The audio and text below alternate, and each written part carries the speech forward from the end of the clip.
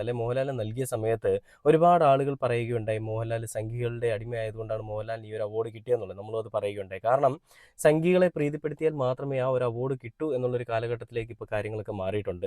എത്രയൊക്കെ അഭിനയങ്ങൾ കാഴ്ചവെച്ചാലും എത്രയൊക്കെ മിടുക്കനായിരുന്നാലും ആ ഒരു അവാർഡ് ഞങ്ങളുടെ കൂട്ടത്തിലുള്ള ആളുകൾക്കേ കൊടുക്കുകയുള്ളൂ എന്നുള്ളൊരു ധാർഷ്ട്യം സംഘികൾക്കിടയിൽ ഉണ്ടായിരുന്നു. അത് ക്രിസംഖി ആയിക്കോട്ടെ, മുസംഖി ആയിക്കോട്ടെ, സംഘി ആയിക്കോട്ടെ, ഏതുമായിക്കോട്ടെ അവരുടെ ഉള്ളിലുള്ള വിചാരം അങ്ങനെ തന്നെയായിരുന്നു. നമുക്കറിയാം ഇന്ത്യയിലെ മൂന്നാമത്തെ ഏറ്റവും ഉയർന്ന ഒരു അവാർഡാണ് പത്മഭൂഷൺ എന്ന് പറയുന്നത്. അതിൽ പത്മവിഭൂഷൺ, പത്മഭൂഷൺ, പത്മശ്രീ എന്നൊക്കെ പറഞ്ഞുകൊണ്ട് ആ ഒരു അവാർഡ് 3 തരത്തിൽ പോകുന്നുണ്ട്.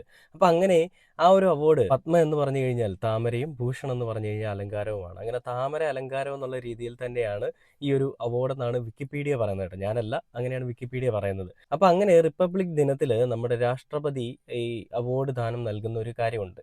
അപ്പം മമ്മൂക്ക സംസ്ഥാന അവാർഡ് വാങ്ങാനായിട്ട്, അതായത് മികച്ച നടനുള്ള അവാർഡ് വാങ്ങാനായിട്ട് ഇന്നലെ